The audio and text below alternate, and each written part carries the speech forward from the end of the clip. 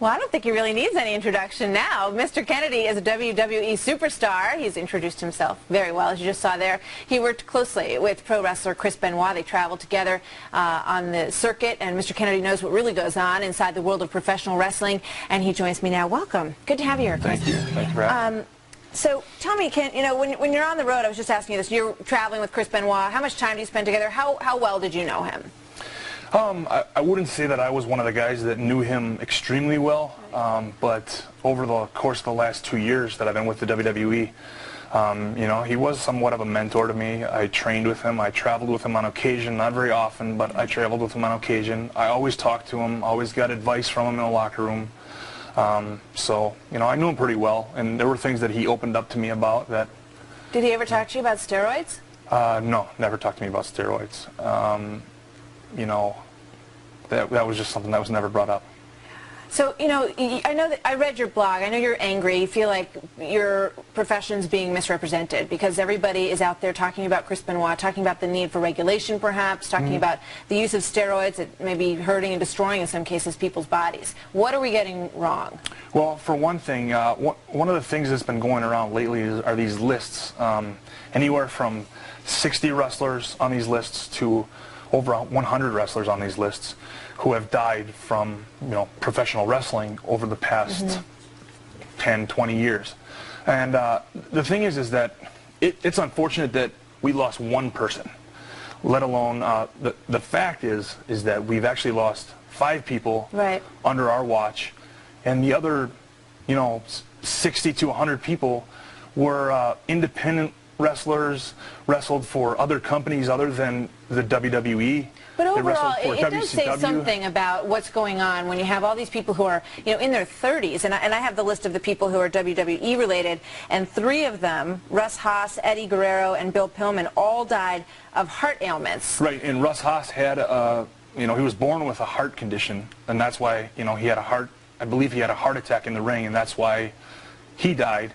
The other 2, yes, and if you look at those 2 instances, Eddie Guerrero and Brian Pillman, those were 2 guys that chose to use a lot of drugs and take steroids and things like that. And they did so before they came to the WWE. They played, you know, they wrestled for WCW, which is owned by Ted Turner.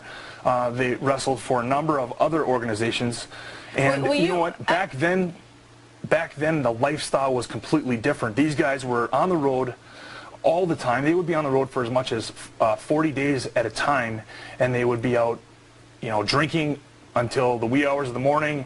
They would take pills to go to sleep. They would snort coke to get up, and they would do this day after day after day. So maybe it was, you know, a decadent lifestyle overall, but, you know, I'm just a casual observer, and we all see, you know, athletes, in some cases baseball players who are huge, really bulked up, and then in, you know, documented cases you can see them stop taking steroids and they get very small. So I look at WWE wrestlers, and not just WWE, other wrestlers and the kind of people that you're talking about who used to be in the profession, look to me like they're taking these kind of drugs. Are you telling me that they're not?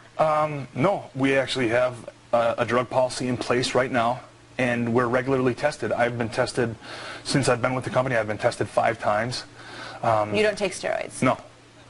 I've been tested myself 5 times, and there is, contrary to popular belief, somebody said that that our levels, our allowable levels in the WWE are ridiculous, which is wrong because...